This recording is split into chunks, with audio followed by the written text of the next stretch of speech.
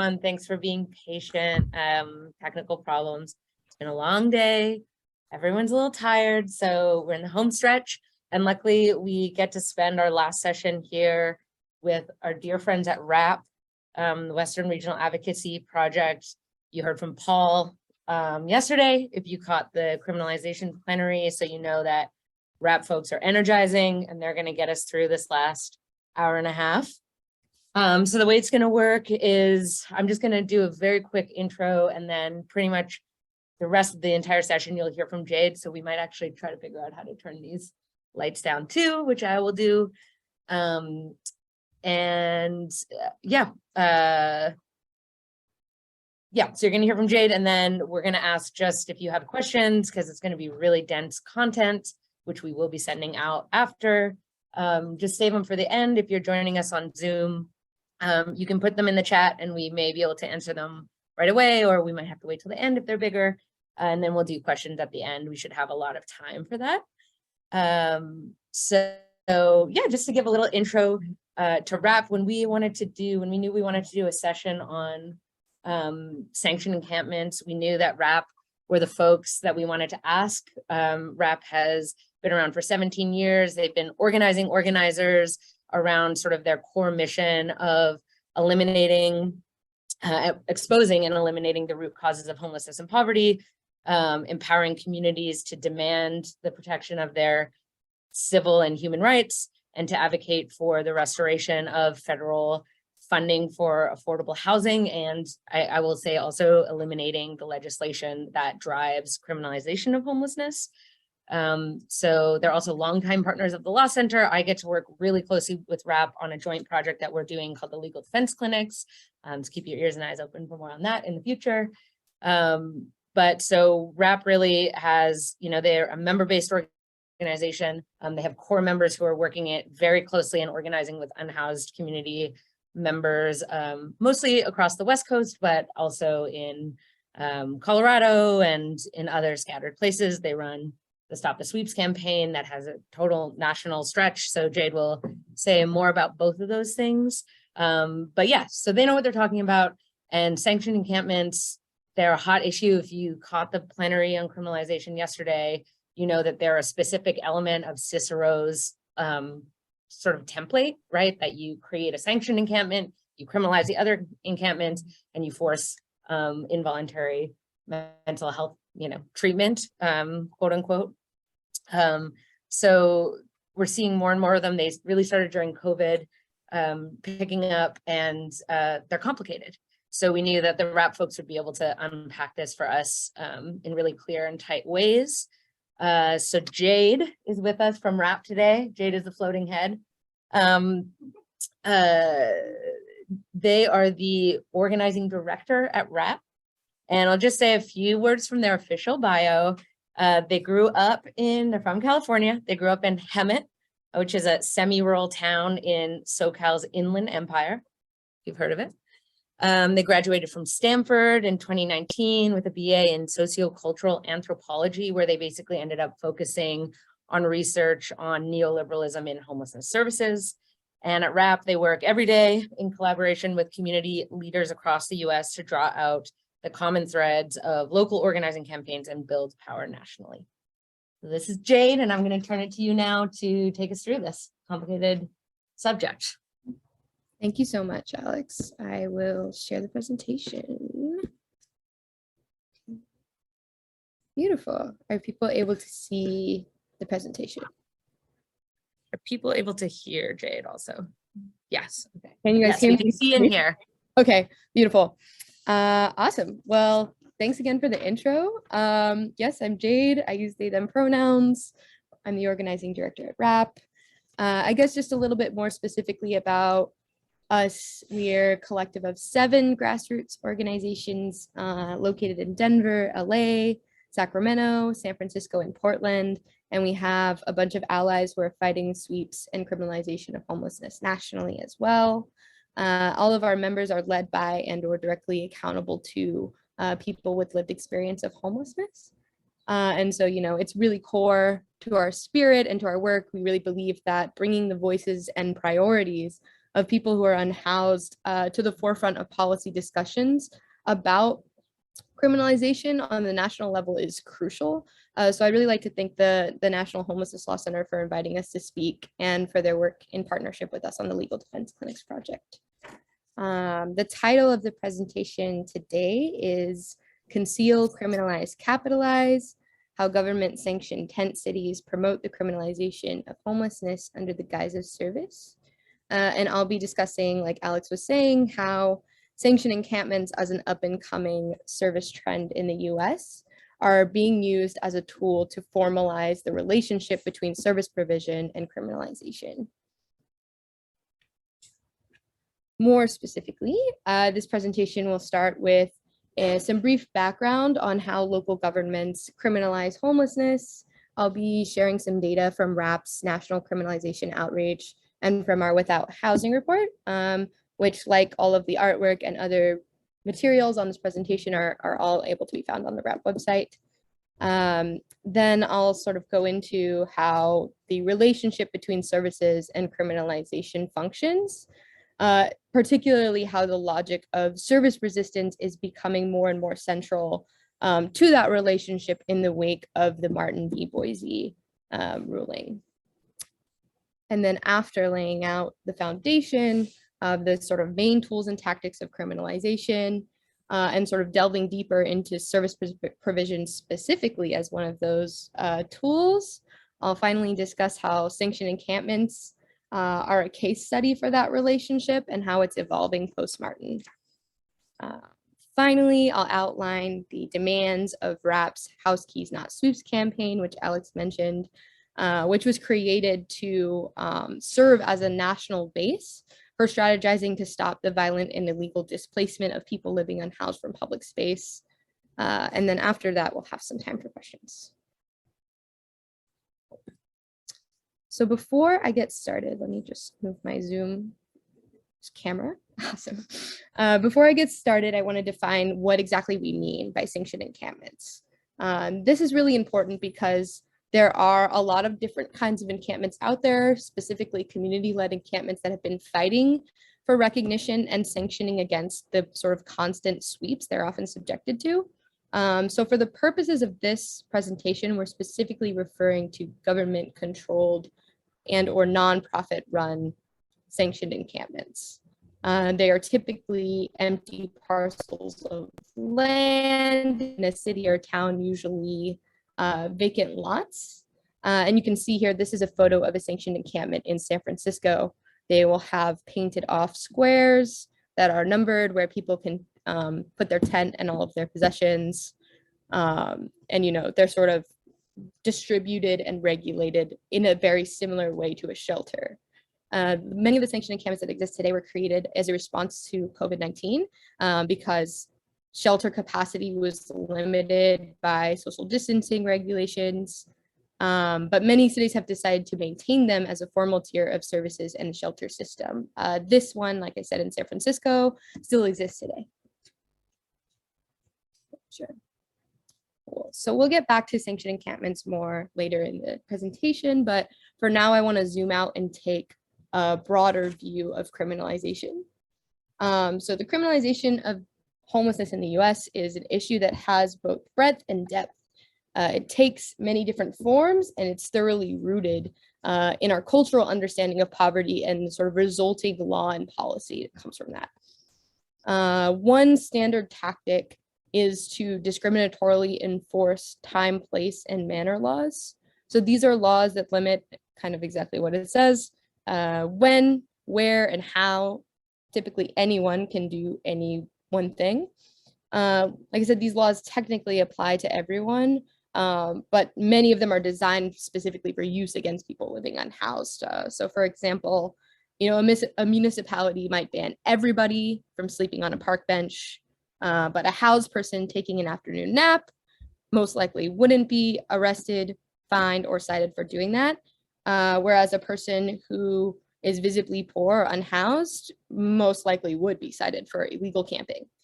So time, place, and manner laws. Another tactic is to use stay-away orders to ban people from areas where people typically hang out and camp. parks, sort of alleyways, underneath bridges, etc. These orders can sometimes last up to a year and even be built into criminalization ordinances. For example, LA Municipal Code 4118 specifically leverages stay away orders as like a pillar of how that legislation works. So they can last up to a year, and if somebody accrues enough of them, they could be functionally banned from their neighborhood or their city, depending on sort of the other laws that are in place. So yeah, in addition to the sort of tools and tactics that are on the books officially, there are also a lot of extra legal means that criminalization happens through by. For example, through partnerships with business improvement districts.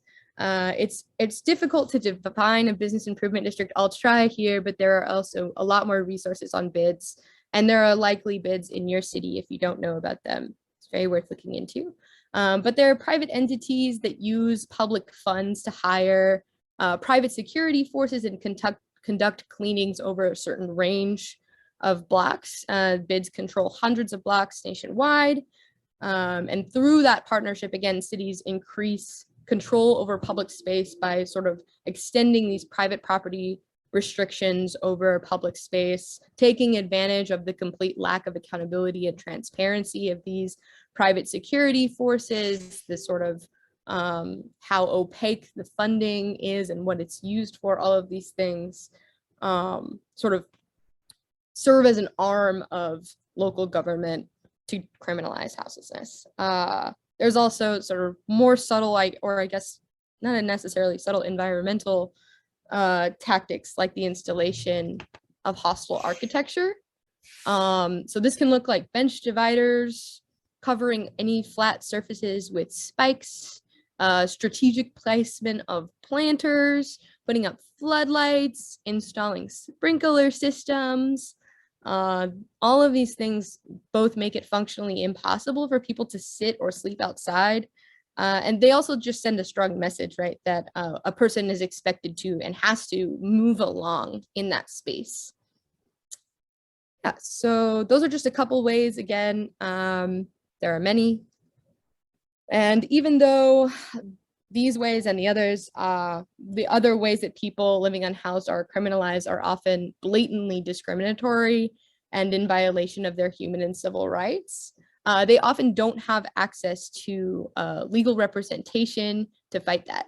And this is a large part, honestly, of the reason that we are working to create the legal defense clinics with the Law Center, to create a network of legal defense clinics housed in organizing bases. It's because being able to defend rights of unhoused people is essentially harm reductive, but it also fits so organically into our broader movement goals, right? Criminalization isn't just something that happens to one person, it's something that happens to a lot of people in a very specific way everywhere. So we can sort of think more strategically about the way that we use legal work in our movement building and organizing work. Oh, and I also skipped a bullet. Criminalization directly prevents people from accessing housing. Not only is it just impossible for people to navigate these systems when they're constantly worried about being swept or fined or arrested, but the record and the fines that they accrue can directly disqualify them for housing. So we know, again, criminalization, inhumane, nonsensical, illegal. So, yep, anti-homeless laws and policies overwhelmingly criminalize crimes of survival, right? So they're things that everyone has to do, but that only some people are criminalized for doing. In RAP's sort of national criminalization outreach, which was a survey of roughly 1,700 people across 8 states that concluded in 2018, we found that 82% of the people surveyed had been harassed, fined, cited, or arrested for sitting, 77% for lying down, 75% for loitering, and that only 26% of the people surveyed knew of a safe and legal place to sleep. There was also a statistic, a lot of people couldn't remember if the police had even used or cited a specific law when they were harassing or, criminalizing them. And like I said, criminalization is pervasive nationwide, right? So 70% of all US cities have one or more anti-homeless law on the books right now, including all 60 of the country's largest cities. So when did cities start leaning into criminalization as the main way to address homelessness? Well, we trace the development of the advent of contemporary homelessness to 1983. When you can see in this chart here, HUD's budget for new public and affordable housing development was slashed by 77%. You can see in orange, that's the funding, the McKinney and Hope 6 funding, which really pales in comparison to that pre-1983 budget. And then meanwhile, the number of new anti-homeless laws has skyrocketed. This data specifically is from our Without Housing report and is specifically about California, but the trend is generalizable nationwide.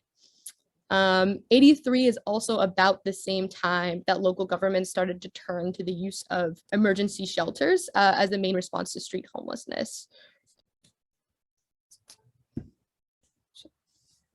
So the fact that the number of laws criminalizing homelessness greatly increased around that same time that cities started relying on shelters as a main way to address street homelessness isn't a coincidence. Those things sort of developed in tandem. So services as we know them today and criminalization are really intimately linked. For one, sort of internally, the dynamics of a shelter, policing and the patrolling of congregate shelter settings creates a prison-like environment. In practice, this can look like invasive room checks, strict curfews and limitations on property, how much people can have, how and whether people are able to access their property. These things are all sort of contribute to that carceral feeling of the shelter. But outside of the shelter, well, there's a much larger carceral environment at play. The shelters didn't create the anti-homeless laws. The government that funded the shelters created the anti-homeless laws and uses shelters as tools to enforce and justify those laws.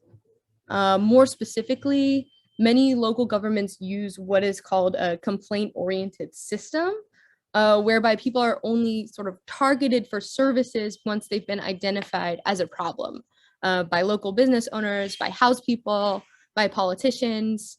So in this system, access to shelter always coincides with a sweep. And shelter beds are tightly restricted for use during sweeps. So for example, in San Francisco during COVID, because of, well, allegedly because of all of the sort of complications with how shelter could be offered and how people were able to be put in shelters, they did away with the shelter wait list, which was a wait list that people could call and put themselves on. I want to get shelter, here's my information. Completely did away with the shelter wait list. There's currently no direct way for people to ask for shelter in San Francisco. The only way that they can get it is through interaction with the police/outreach team that exists here. And so, yeah, it makes it really clear that the sort of primary function of service offers in this case is to make people less visible, is to make people disappear. And the end result is the same regardless of whether the services offered are actually received, right? So it's not about the service outcome, it's about the service offer. Service interventions or sweeps. So something that we are seeing a lot in sort of sweeps defense work is that sweeps are undergoing a rebrand as service interventions. So I just kind of want to go through a hypothetical of how a complaint-oriented system might work.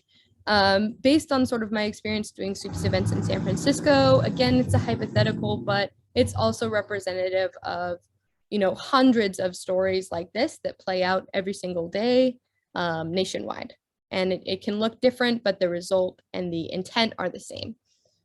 So in this story, a business owner calls about, an encampment in a nearby alley. they would call the non-emergency police line and say, hey, you know, there's an encampment in this alley on the corner, there's 20 people living in the encampment. So, you know, at that time, the encampment would become sort of targeted for services, right? It's on the radar, on the sort of law enforcement map of what encampments exist in a city. And, you know, I know at least London Breed, the mayor of San Francisco, is very concerned about specifically the tent count. Nonetheless, targeted for services, right? A police and outreach worker duo rolls up to the scene to offer services. You know, they might also bring some city sanitation employees to do cleaning, right? So what it looks like, they walk through, say, hey, you know, you're not allowed to be here. We have 5 shelter beds today. Now, the business owner that called said that there were 20 people maybe living in this encampment, but that doesn't change the fact that maybe they only have 5 beds to offer that day, and they might offer them to everyone. Meanwhile, sanitation is asking people to clear all of their items, burn them on the corner. We're going to power wash the sidewalks. So this could happen a few times over the course of a week, over the course of a month. You know, the cop and the outreach worker team, maybe only 2 people, maybe more, show up. They offer those 5 beds. Some people might accept them. If refuse them, maybe all people accept them, but that's not possible. There's only 5. Other people might leave on their own because the weekly cleanings are accompanied by harassment, because the weekly cleanings take place at 5 a.m. And so then after those few attempts at offering services, the city can mark the alley as resolved. So, you know, they've sort of whittled away at the number of people that are there. And anyone still remaining, whether because they didn't accept services offered or because they simply didn't get them, is forced to move somewhere else regardless, at the risk of being cited, fined, or arrested. I actually met someone who had accepted an offer of a shelter-in-place hotel, which is a big deal because even though that program was really wildly successful, it's being gutted by the city. There are so few offers left of hotel rooms. And so he accepted it. He consolidated all of his stuff into 2 10-gallon bags. That's the city policy. He threw away his tent and he was waiting for the outreach team to come and pick him up, but they never showed. And when they didn't show up and he was still in that alleyway the next day, despite having been told to wait there and access services there, he was swept. And so it's situations like this really where people who want to or would or did accept services end up being labeled as service resistant solely for the fact of just being on the street after being, you know, sort of targeted by the police and by the city. Service resistance is a story we hear a lot. The service resistant narrative has been around for a really long time.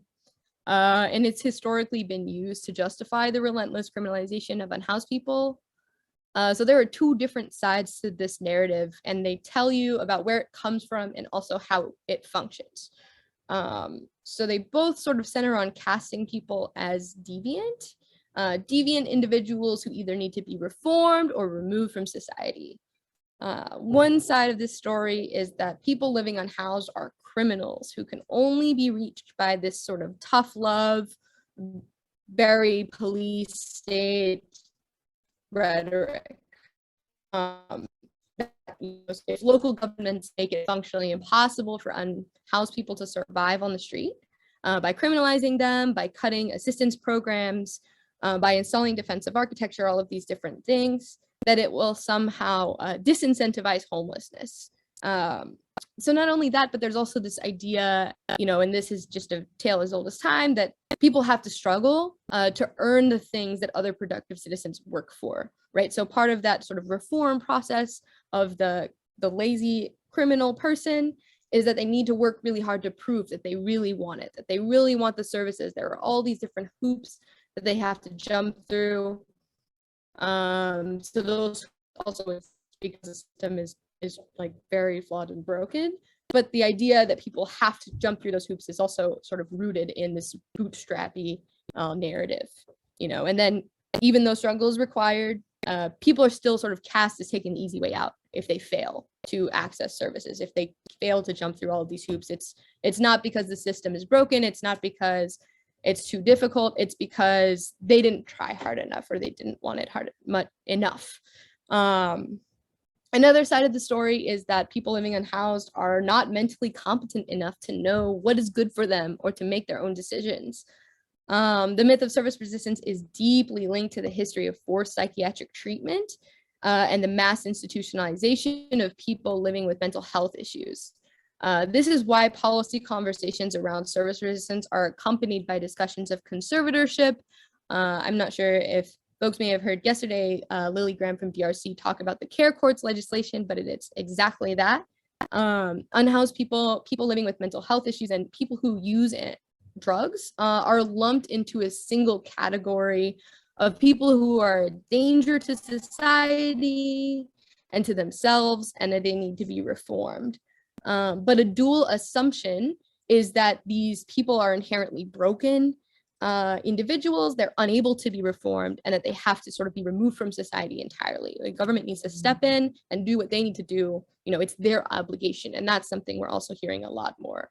All this to say, both sides of these narratives come together to justify the severe government intervention on people's lives and the stripping away of the rights that normal, productive citizens are entitled to. It is ultimately a stripping away of their humanity, and it is the reason, it is the way that policymakers and that in media, that this is all sort of justified. Yeah, but what about services being people resistant? This is a quote that's really stuck with me in regard to service resistance, and it's from a person, I know it from a person named Country, who was organizing with Picture the Homeless in New York. He said, quote, "Homeless people aren't service resistant, services are people resistant." So we know that there are a lot of reasons why people don't get shelter, right? We talked about how shelters can be this sort of carceral environment, how it can be so difficult to get shelter. There's also issues like shelters not being ADA accessible, not being safe for someone's gender identity or sexual orientation. People are told you have to give up your emotional support animal. If you want shelter, you can't stay with your partner if you want to get shelter. There are all of these sort of limitations, restrictions that make it difficult or impossible for people to accept shelter. But we also know that when shelter options adequately and appropriately respond to people's needs, people use them. So I talked about the shelter in place hotel program in San Francisco, which is being gutted. The Coalition on Homelessness here is really fighting to keep it. This is a quote from their report about the Healthy Streets Operating Center, which is sort of the root of that COP outreach worker duo here in the city. Quote, "Hotels offered bathrooms, privacy, and dignity. When the system is responsive to need, it is able to easily move people off the streets." So this program has had a 95% acceptance rate. Yep. Cool.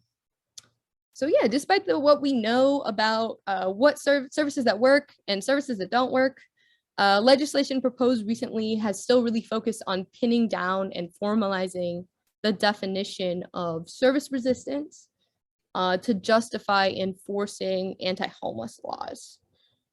This trend has emerged following Martin v. Boise, which ruled that cities cannot enforce anti-camping ordinances if they don't have enough shelter for the number of people on the street. This is in the Ninth Circuit. While this ruling has been, in a lot of ways, it has been a landmark in terms of the Ninth Circuit openly declaring the principle that people can't be criminalized for being poor and having nowhere to go. In practice, this ruling has given cities a bare minimum requirement to meet before enforcing anti-homeless laws. So they can now essentially say that having theoretically offered service, they've done all that they can do, and that the last resort is criminalization. We have met our requirements that you set before us, and now we're going to do what we were always going to do, what we always have done. So yeah, since making an offer of service has now become a requirement to enforce anti-homeless laws, cities have responded to Martin by figuring out the fastest and cheapest way to build a sort of a facade of a service landscape. It's quantity over quality, the number of beds that can be brandished at a sweep. an interesting point about that as well is that the sort of number of offers, those 5 beds in the hypothetical situation are the same 5 beds that are being offered at other sweeps occurring simultaneously. So what we're seeing again is so many of these offers don't exist. They fall through. There's no way that you can offer 5 beds to 40 or 50 people at the same time, and then criminalize them for not accepting those offers when it's not possible for them to accept. Sanctioned encampments are one way sort of to quickly and cheaply increase the number of offers.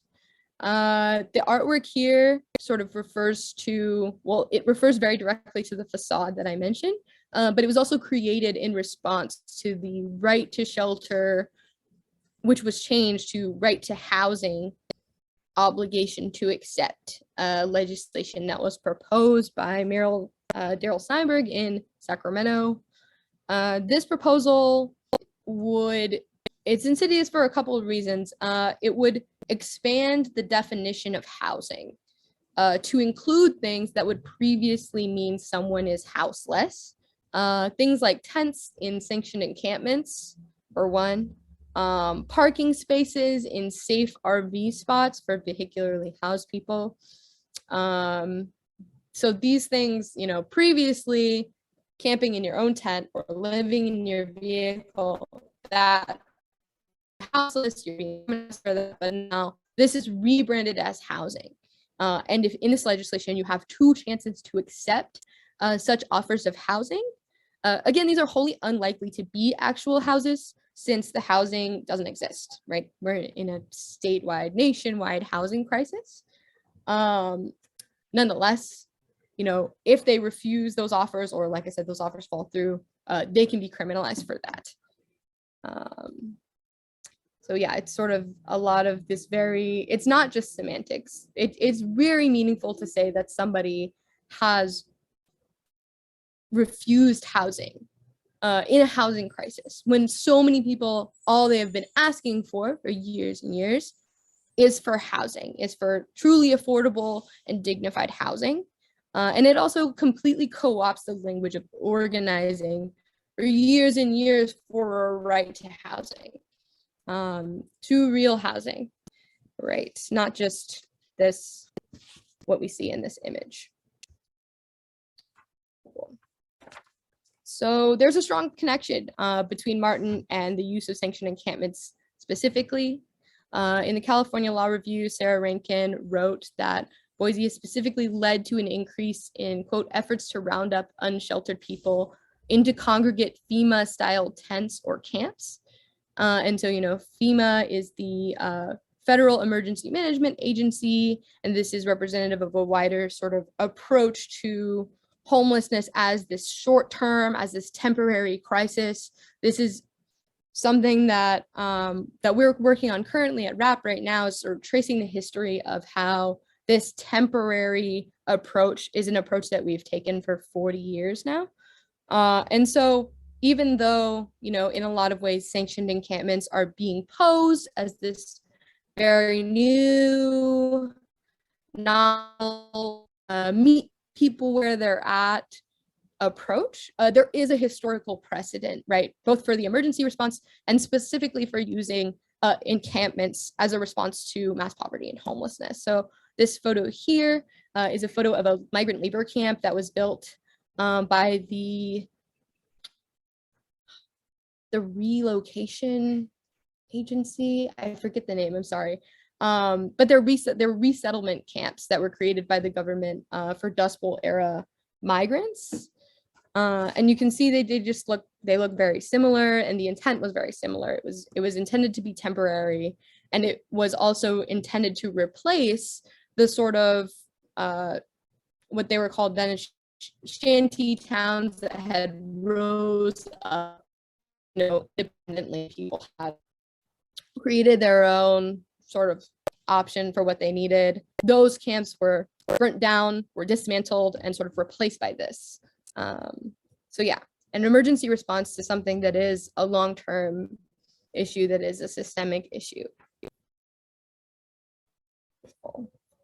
are all sanctioned encampments bad? No, they're not. That it's not that simple. Like I said before, sort of part of the reason that I wanted to be really intentional, that we wanted to be really intentional, the RAP members wrote the position paper on sanctioned encampments and article. We wrote it collectively to represent the sort of ideas and experiences from all of our communities. And we wanted to recognize that there are a lot of community-led encampments that are fighting, to be recognized by the city in all kinds of ways, to get access to water and waste management, to be free from weekly or daily sweeps, all of these sort of things that we don't want to sort of lump together, right? So I just want to go over the differences again between the encampments that we're talking about and the other kinds of encampments that exist. And they're also not disconnected. So in nonprofit run and or like government controlled encampments, and again, this is all general. They can vary depending on which nonprofit's running them, et cetera, et cetera. This is generally the truth. In these encampments, people are clients. They're not community members, and they don't have self-determination over their spaces, right? So you saw in the photo before, those painted off squares. I know of at least a few encampments where people are, certainly not able to have any of their possessions outside of those squares. And they're also discouraged from socializing outside of those squares. And it's meant to function the same way as a shelter bed. It's a place to be. It's nothing more than that. These encampments are accountable to their funding sources. They're not accountable to the residents. So that means that the metrics for success are very different. In terms of what a successful government-controlled encampment could be, that could be in terms of how many people are in there, how many people have exited there. It's not, do people feel safe there? Do people want to stay there? Are people feeling like they have the ability to stabilize there? Very different metric for success. And like I said before, it can be a carceral environment, but it's certainly leverage for a carceral system, this relationship between service, allocation, and criminalization.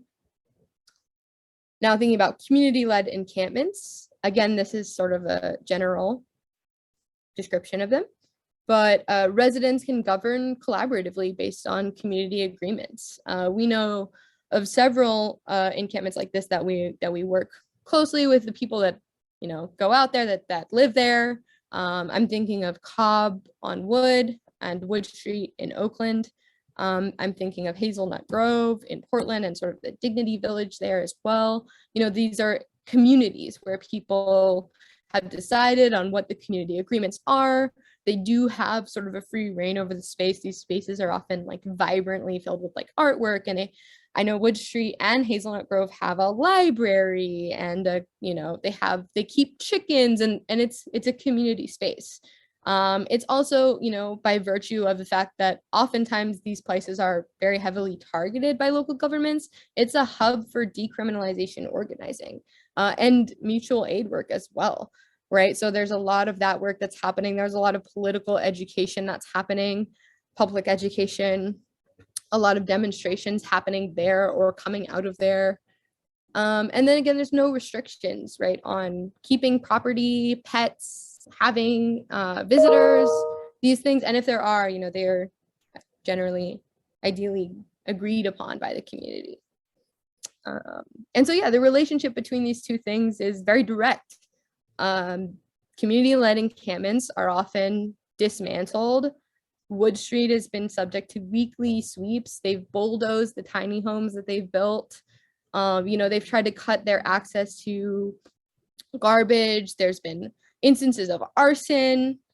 People are doing sweeps defense there around the clock. Meanwhile, the city at the same time releases a $3 million proposal to build sanctioned encampments, right? All at the sort of claim that they're trying to meet community where they are, as they're actively refusing to recognize that the community knows what they need, and they are asking very directly for the support that they need in community-led encampments. So what we see again is that sanctioned encampments really are about control, and that is sort of this central issue that we take and sort of the way that they are a case study for this evolving relationship between services and criminalization. It's really a sort of the difference between a city-owned tent and your own tent materially are few. Especially with like the push to get people into shelters, there was this idea that people were being endangered by the elements, that people needed to be within four walls.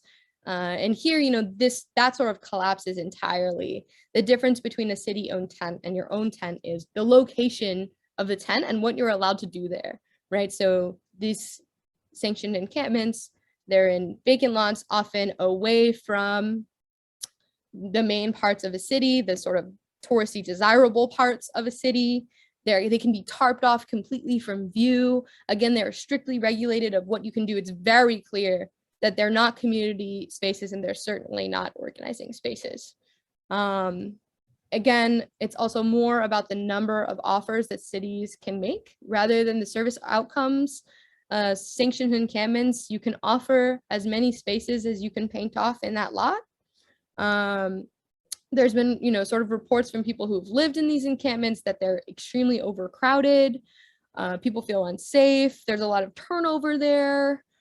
These are all things that's not what the city or local governments are concerned about, right? It's about the number of offers and the way that those number of offers function very specifically in this mechanic of making an offer to criminalize. And they're a large part of formalizing service resistance. It's a channel, right? It's a carceral ultimatum of accept whatever services are offered to you or accept being criminalized.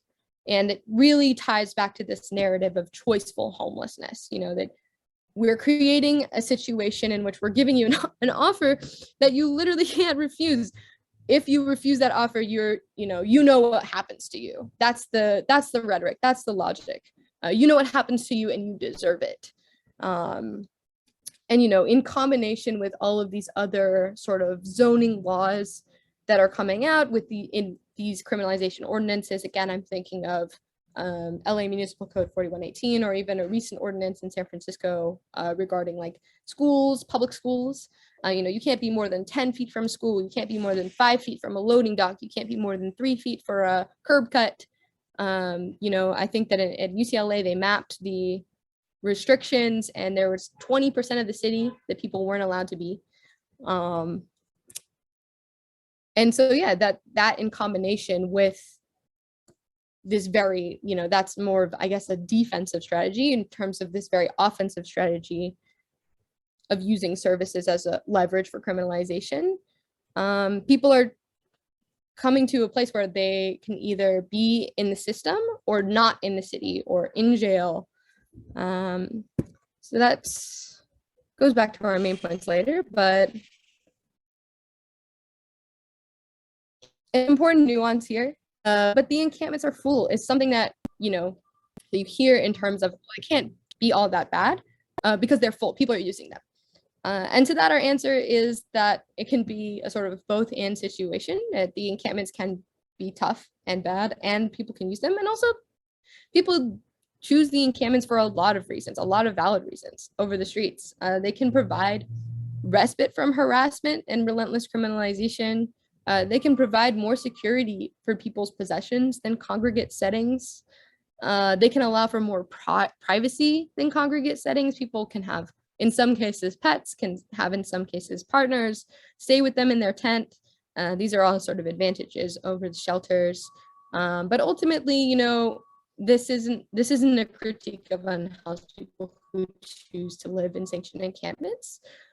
This is a very systemic and structural critique. And at the end of the day, we always honor the choices that unhoused people make for their own survival as we continue to fight for a future in which they don't have to choose between being in the shelter system or being incarcerated.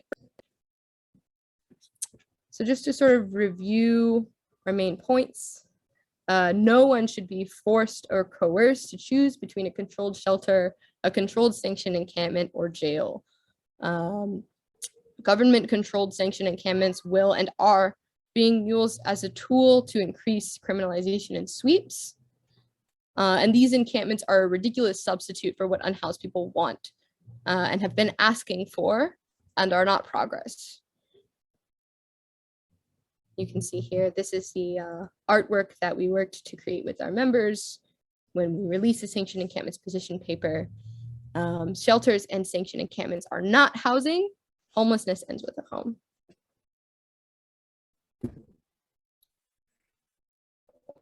Now I just want to review demands of our House Keys Not Sweeps campaign.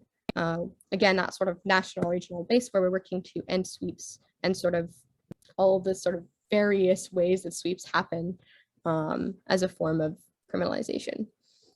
Our demands are that local governments end the practices of sweeping encampments, towing vehicles, and stealing and destroying unhoused people's belongings. That they dismantle legal and extra-legal structures criminalizing homelessness, that they sever the relationship between services and criminalization, and that they create and fund access to sanitation and hygiene infrastructure, as well as water access. We also ask that local governments create and fund a full array of healthcare treatments, including harm reduction resources that appropriately respond to the needs of poor and houseless people, that they create affordable housing units for poor and houseless people, providing adequate funding for the development and maintenance of that housing with long-term subsidies, and that they overturn unjust policies and procedures that deny access to deeply affordable housing. These demands are also representative of all of the various campaigns that RAP and the members are working on or are involved in. You know, we aren't waiting for local governments to do all of these things. We're demanding these things. We have water access campaigns. We have the Stop the Sweeps campaign. We're working on the Legal Defense Clinics project. And we have resources. So there's our sweeps campaign page where sort of all of our information about sanctioned encampments lives, the position paper, the article by the same name as this presentation, a recording of this presentation.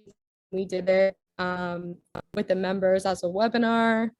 There's also sort of the sanctioned encampments artwork and all of the artwork that you've seen in this presentation, and it's under fair use. So, you know, folks are welcome to take that and use it as they need. And I can send the slides to this presentation. I believe that they may be on the website, but not the most updated version. So this presentation as well.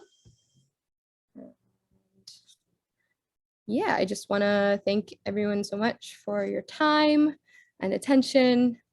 This is our contact information here, our general email. I can also provide my email in the chat directly, our office phone number, and our website. Thanks so much. All right. Okay. So we have lots of time for questions. Jade, great job keeping it nice and tight.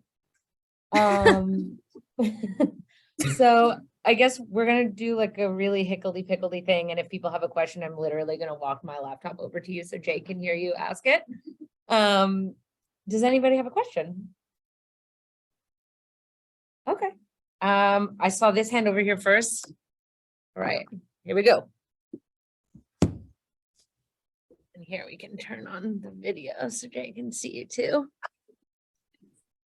Hey Jade, thanks for the presentation. That was awesome. I'm part of a group in St. Louis that organizes alongside 10 encampments too, like community-led ones. And we've had just a lot of trouble with like anytime there's kind of any demands met by the government, getting them to stick to their word. So like people get shelter beds and be kicked out 5 days later or things like that. And the time aspect of it can be really tricky just because we'll have the whole like kind of people power thing going and then 5 days later, not so much. Do you have any tips with that or organizing alongside community-led encampments in general? I mean, I think that like there's a lot, the encampments that I know that have had the most success getting the city to keep their word. I'm thinking of House Keys Action Network Denver. They're working right now. They're fighting the city. They actually had a lawsuit against the city for, sort of going back on their word again, violating procedure in terms of like giving notice and all these other things related to sweeps, conducted a lawsuit, and now they have another sort of lawsuit going, or sort of legal actions going to make them comply to that. And there are a lot of sort of lawsuits that are being waged with sort of community-led encampments at the center of them in regard to sweeps right now. But then, I know that Cobb on Wood, specifically in Oakland, and Wood Street, even just more generally, they have had success doing like very big demos and just sort of bringing people out, to the Caltrans, the sort of transit authority that's responsible for doing a lot of the sweeps of their encampment, to show up to Caltrans and be like, no, like we demand sanitation. You said that you would give us sanitation. Bringing out Poor Magazine and doing like very big, very flashy, like street theater, like just sort of being out in the streets and making themselves known. And that's something that has been really difficult for people to get back to doing because of COVID, and something that sort of like really waned a lot because of COVID. And so I think people are coming up with creative ways to do that, to just make noise. But I'm also, not the expert on these things. I'm happy to connect you with folks that are doing that organizing, if you want to sort of strategize with them more. That'd be awesome. Thanks so much. Give everyone your contact info. Yeah. All right. I saw another question over here. You still have a question? All right. This is fun. There you go. Pickly. Hi, Jade. It's nice to meet you. My name's Hi. Lisa. And I'm wondering what your thoughts are on language. I work with a large group of people, and one of the themes that, as pretty much everybody in this room knows, is language matters, and to drive the language through our own, how we see it. And one of the pieces I'm really working on is eliminating the term encampment. The connotation around it in any capacity to me is beyond acceptable. And I am actually in Hawaii, where there is the word for house is hale. And so when communities develop, or ohanas, we name them haleo, and so we actually name it in the language, in the culture, so that it becomes personal and real. What are your thoughts on really driving the language on personalizing how people are living and really bringing it into an authentic cultural sort of dialogue? Mm-hmm. Mm-hmm.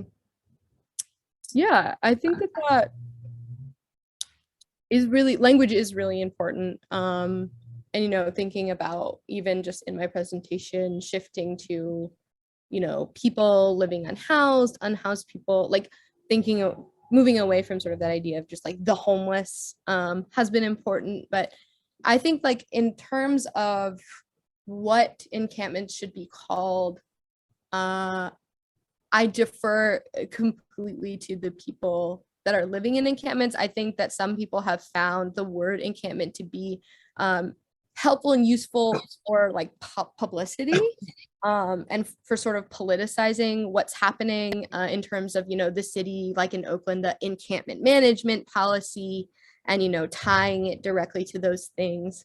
But sort of one of the most important things about RAP, especially in terms of our language, is that it comes from the members. And so it's really important that that the community that's being referred to agrees with being referred to that way, and finds it to be respectful. I think that's sort of how we prioritize it. And then, what the most effective way of communicating that and politicizing that, I think, can really vary depending on like local context. But that sounds really interesting, and I would definitely like to connect more and hear, because I honestly, we don't really have a lot of connections in Hawaii, and it would be good to make those. That's not an accident. And the other thing is design, like you just said, around the individuals I'm working alongside really are very clear. They are not homeless, because they were born in these lands. In fact, like I'd say easily 80% of the people that I work with are Native Hawaiian and or multi-generational living there, and they're very clear, we're not homeless. This is our home. We live here and we don't have structures around us, but we're not homeless. So, that dialogue, can be applied to the United States in a lot of ways as well, in terms of colonialization. And, if we really want to look at that, and it's profoundly expansive. And yeah, I'd really appreciate any more consideration on that for sure. Thank you. I think I would also, I would also like to share the sort of poor campaign homefulness project.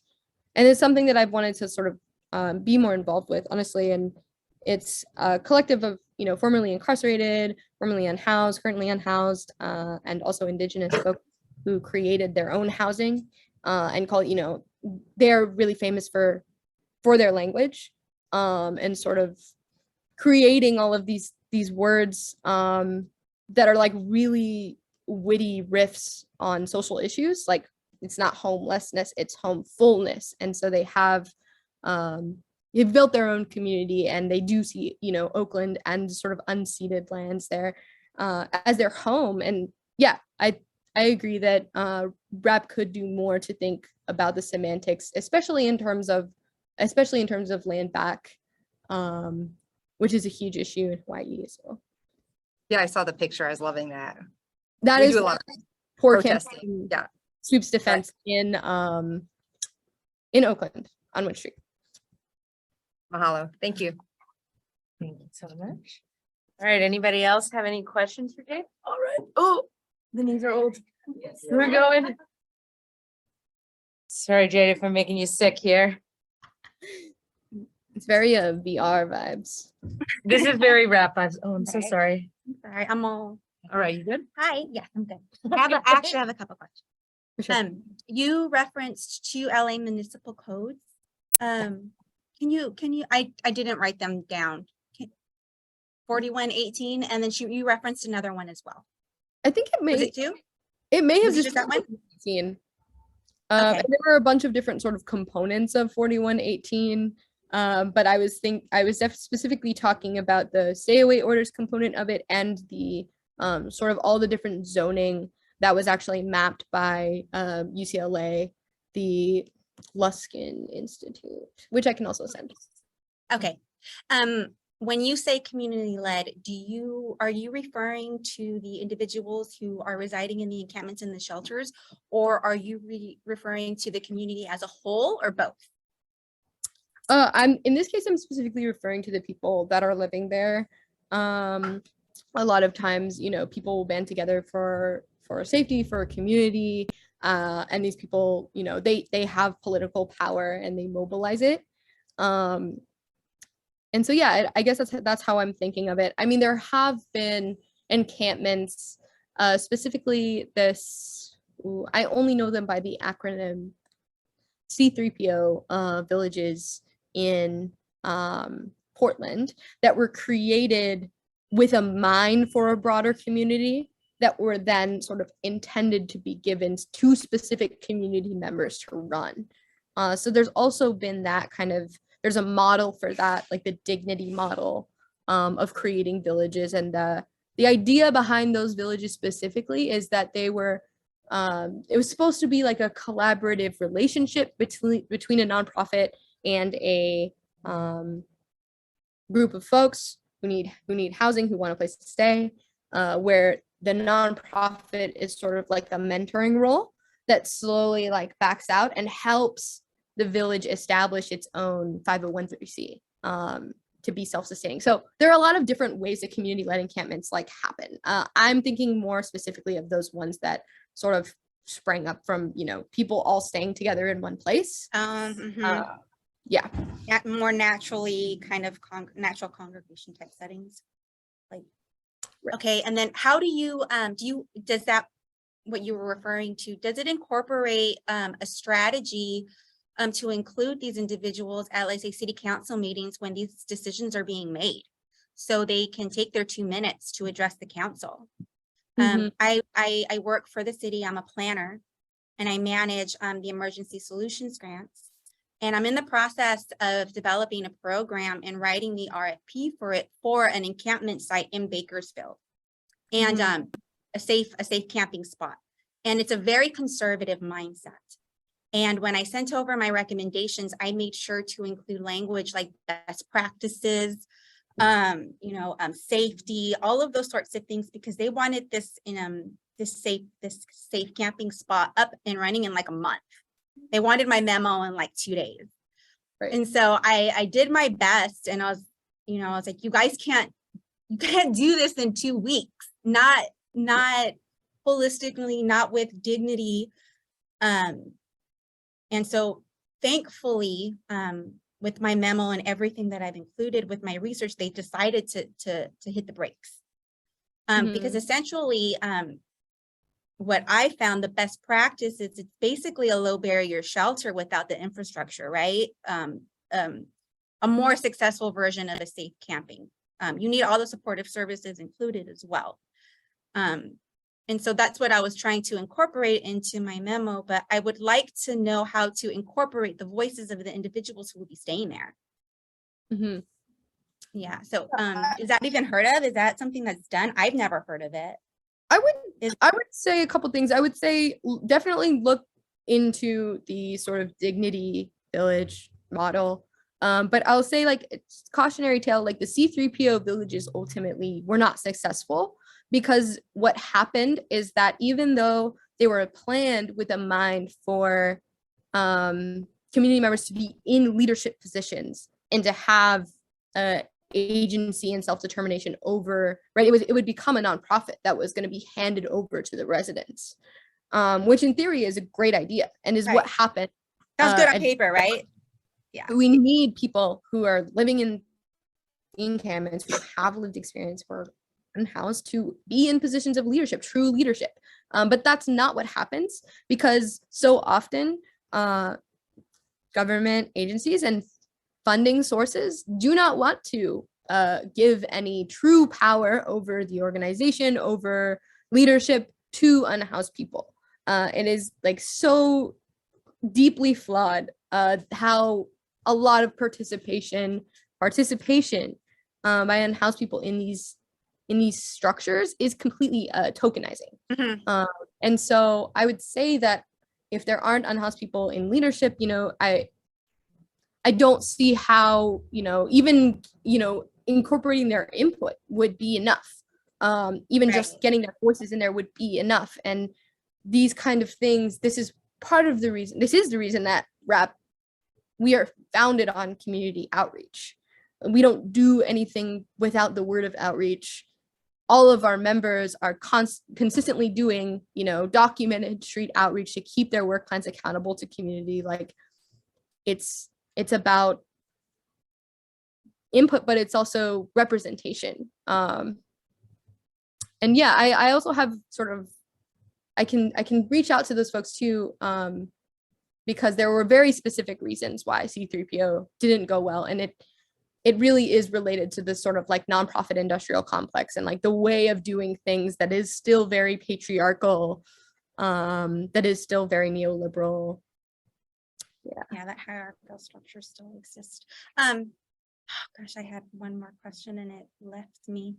Well, can I just ask, Jade, I'm also wondering, because we didn't get a chance to talk about it. But I'm a sort of related, but not totally on the nose point, like when you were all doing the Homeless Bill of Rights and the Right to Rest Act, I mean, maybe you could talk about sort of the processes you used in that legislative advocacy to like center the experiences of unhoused people, and like where like local unhoused communities were able to like kind of shape that policy and also shape the advocacy for it. Like, I don't know if there's anything that you could say about that might apply when sort of doing this kind of advocacy around sanctioned encampments. They kept asking me for like outcome measures that were HMIS centered.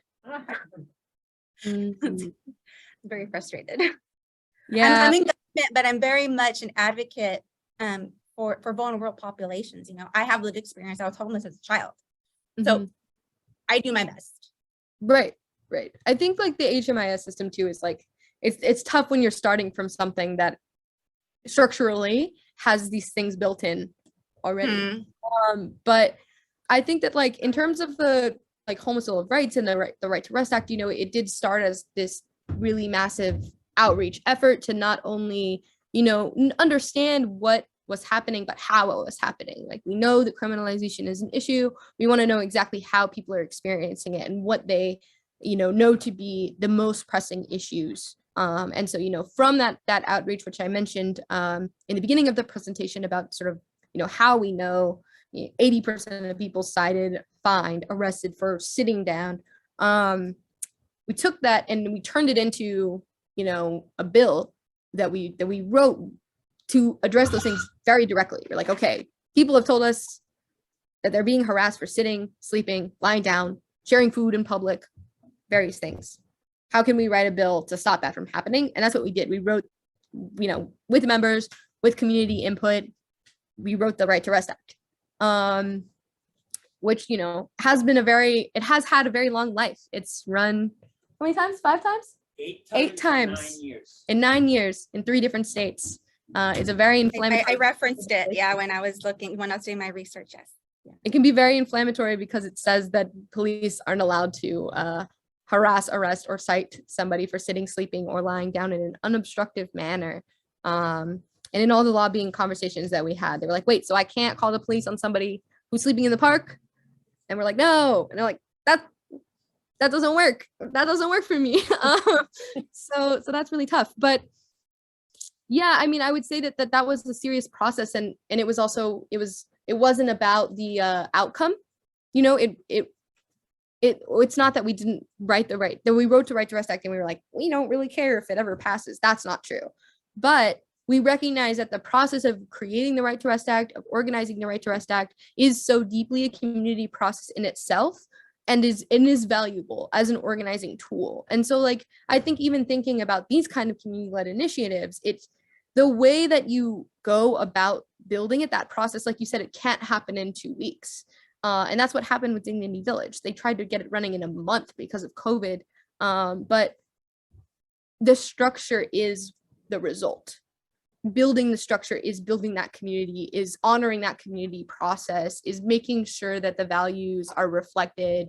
Yeah, I don't know, Alex, if that's what you were thinking when you asked that question, but I have a lot of thoughts about the Right to Rest Act. It's coming back in 2023 in Oregon. So any Oregonians know about the Right to Rest Act. Oh, that's great. I might just see, because we only have a few minutes left, if there's anyone else who has any questions, just to get them out. Is there anyone, Julia, is there anyone in the chat? I'm seeing a Thank you so much. And I love the language that, you know, y'all are using. I'm gonna take a lot of this back with me. Thank you. All right. Any last questions for Jade? I'm seeing Paula put a question in the chat as well. Yeah. Great. You want to read it out? It is, I went to the Cicero workshop. Have you heard of cities we work with being directly influenced by them? Yes and no. It's hard to find the Cicero, and for those who weren't able to go to the Cicero workshop, it's basically, you know, it's a think tank for criminalizing homelessness, like, in short. And I think that the Cicero language, specifically around conservatorship as a tool, was really, really influential for the care courts legislation. I mean, so much of the language that you see and the sort of policy suggestions that are in their blog around, like, mental health related things is just cut and paste. And same thing with the sort of right to housing. It's a lot of the same ethos that we need to create all these laws, sweep every encampment, and, like, make it illegal.